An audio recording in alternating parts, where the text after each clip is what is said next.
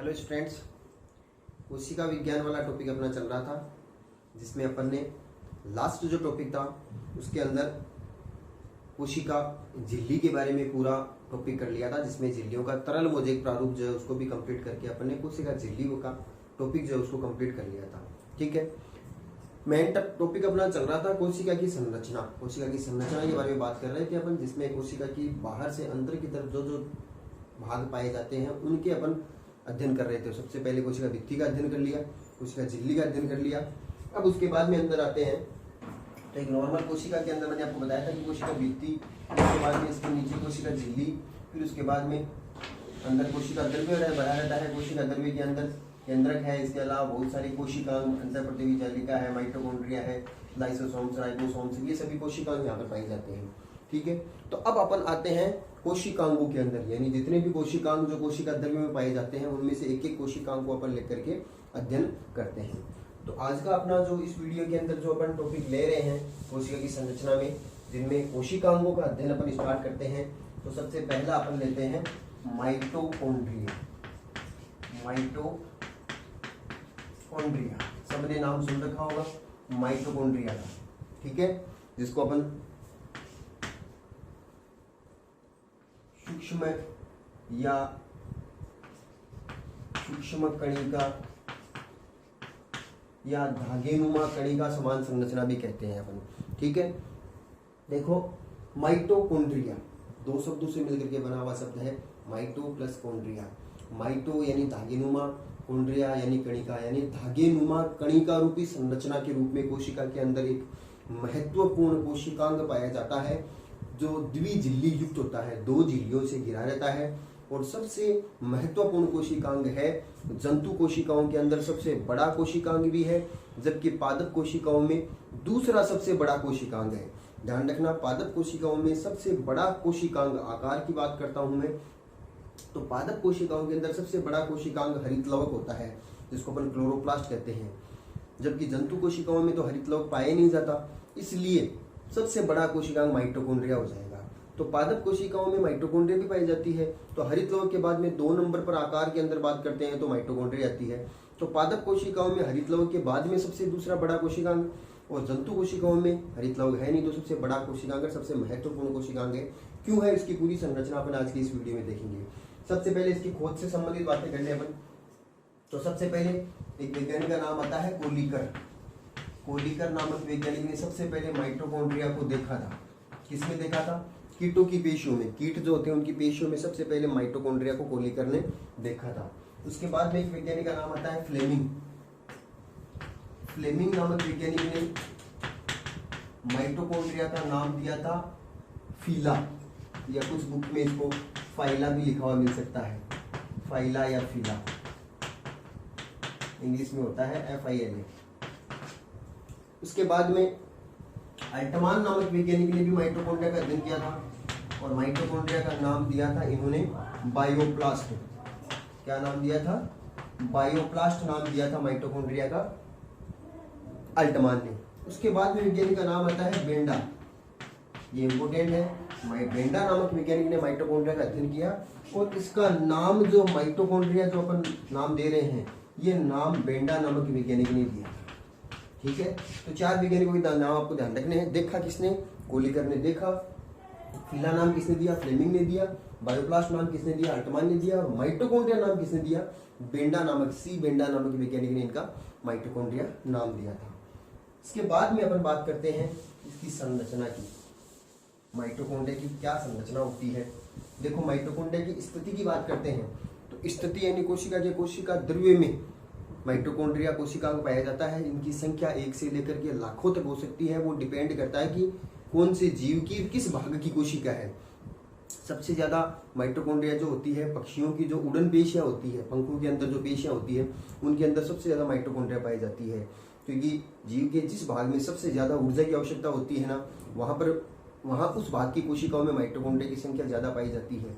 क्योंकि माइटोकॉन्ड्रिया का मुख्य कार्य ही ऊर्जा का निर्माण करना है, ATP का निर्माण करना है, इसीलिए इसे कोशिका का शक्तिगृह भी कहते हैं। इसलिए माइटोकॉन्ड्रिया जो होती है वो संख्या के अंदर भिन्न भिन्न होती है, यानी हर कोशिका में इनकी संख्या एक से लेकर के लाखों तक हो सकती है। तो ये जरूरी नहीं कि एक कोशिका का चित्र बनाते तो माइटोकॉन्ड्रिया अपन एक ही दिखाते हैं, तो वो एक ही क्या, हजारों लाखों तक इसकी संख्या एक कोशिका के अंदर हो सकती है। अब अपन बात करते हैं संरचना की, माइटोकॉन्ड्रिया की संरचना। पहली बात, माइटोकॉन्ड्रिया जो है वो द्विझिल्ली युक्त कोशिकांग है।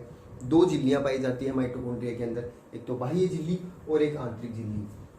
आकार जो होता है इसका आकार लगभग कोशिकाओं के अंदर अंडाकार आकृति की माइटोकॉन्ड्रिया पाई जाती है। ये बाहरी झिल्ली हो गई है। बाहरी झिल्ली जो होती है वो इस प्रकार से लगातार बिना कोई अंतर्वलन के पाई जाती है, जबकि आंतरिक झिल्ली जो होती है वो आंतरिक झिल्ली जो होती है अनेक जगह इस प्रकार से अंदर की तरफ अंतर्वलित होकर के उंगली नुमा परवर्ध के रूप में संरचनाएं बनाती है। ऐसे आंतरिक झिल्ली अंतर्वलित यानी अंदर की तरफ इनफोल्डिंग स्ट्रक्चर्स बनाती है, अंदर की तरफ जगह जगह पर घूम जाती है, जिससे इसमें अंगुलीनुमा परवर्ध बन जाते हैं जगह जगह पर, ये अंगुलीनुमा परवर्ध बन जाते हैं। तो ये तो हो गई है बाह्य झिल्ली, ये तो हो गई है बाह्य झिल्ली, और ये हो गई है माइटोकॉन्ड्रिया की आंतरिक झिल्ली। आंतरिक झिल्ली। अब दोनों झिल्लियों के बीच में अवकाश भी पाया जाता है। ये अवकाश जो होता है इसको बोलते हैं पेरीमाइटोकॉन्ड्रियल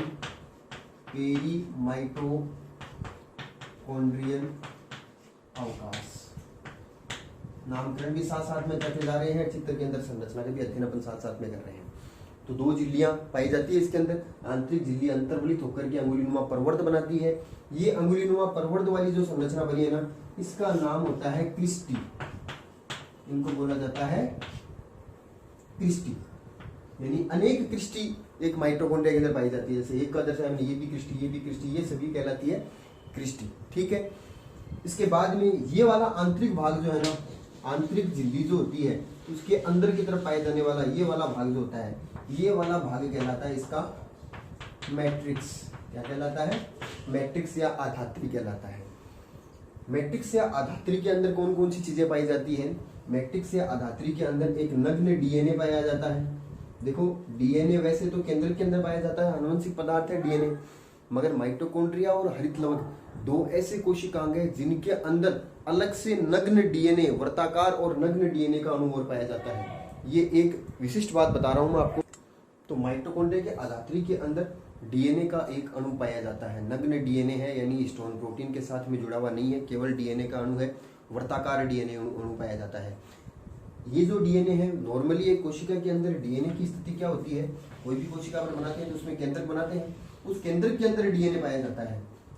डीएनए जो होता है केवल केंद्रक में पाया जाता है, मगर इसके अलावा दो कोशिकाएं ऐसे हैं जिनके अंदर खुद का अलग से डीएनए और पाया जाता है। वो एक तो माइटोकॉन्ड्रिया हो गया, लेकिन अगर हरितलवक पढ़ेंगे तो हरितलवक के अंदर भी पाया जाता है। इसके अलावा राइबोसोम्स, देखो पादप और प्रोकैरियोटिक यूकेरियोटिक कोशिका में अंतर बताया था मैंने आपको। राइबोसोम्स के दो प्रकार बताए थे, 70S और 80S। तो उनमें से 70S प्रकार के राइबोसोम्स जो होते हैं वो भी इसके अंदर पाए जाते हैं।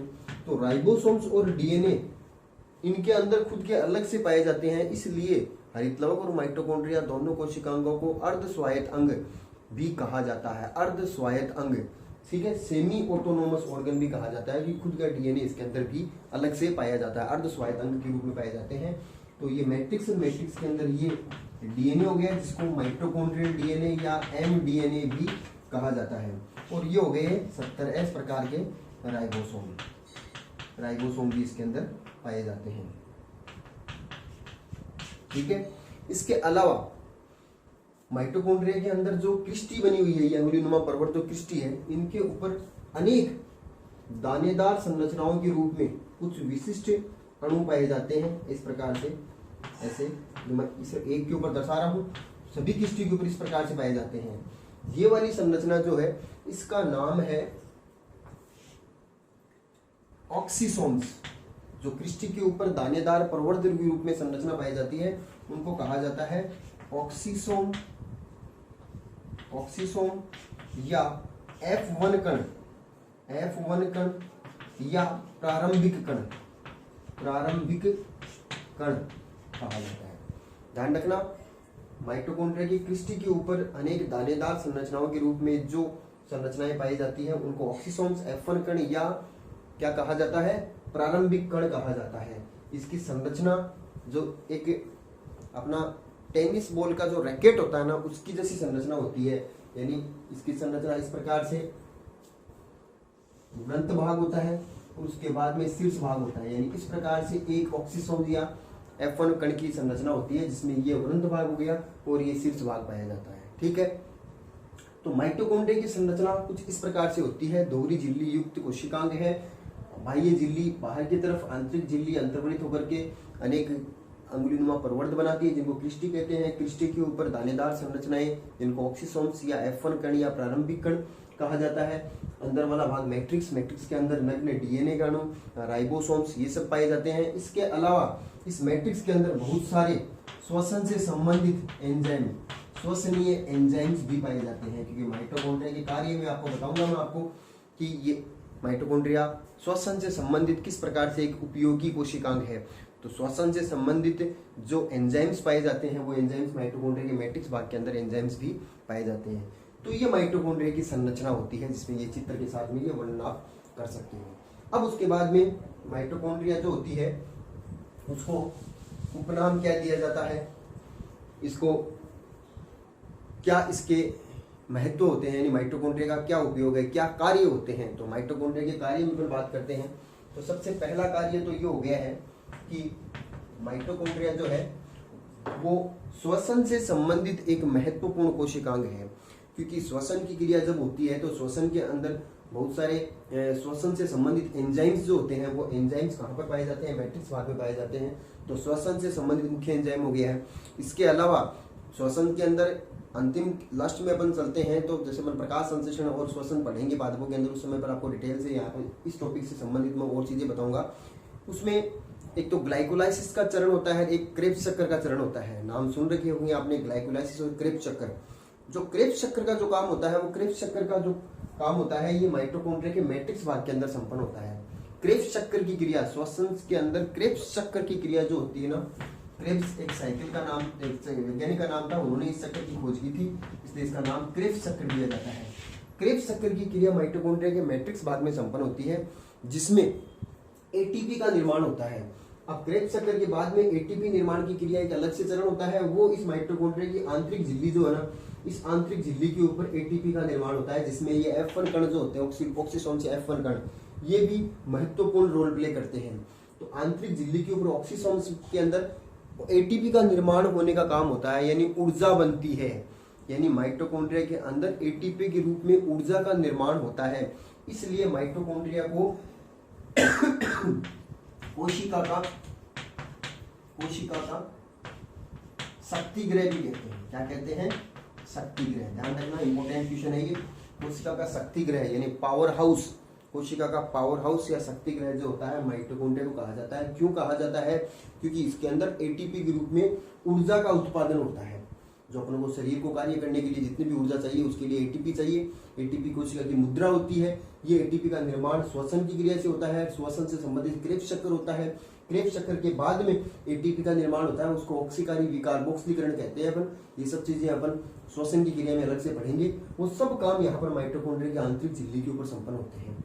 ठीक है, इसलिए अपन ये कह सकते हैं कि माइटोकॉन्ड्रिया के अंदर ही ऊर्जा का निर्माण होता है, इसलिए माइटोकॉन्ड्रिया को कोशिका का शक्ति गृह भी कहा जाता है। ठीक है, तो ये हो गए माइटोकॉन्ड्रिया के कार्य। इस प्रकार से अपना कोशिकांगों में सबसे पहला महत्वपूर्ण कोशिकांग माइटोकॉन्ड्रिया वाला टॉपिक अपना पूरा होता है। अगले वीडियो के अंदर एक नए कोशिकांग के साथ में फिर अपन टॉपिक को स्टार्ट करते हैं। Thank you.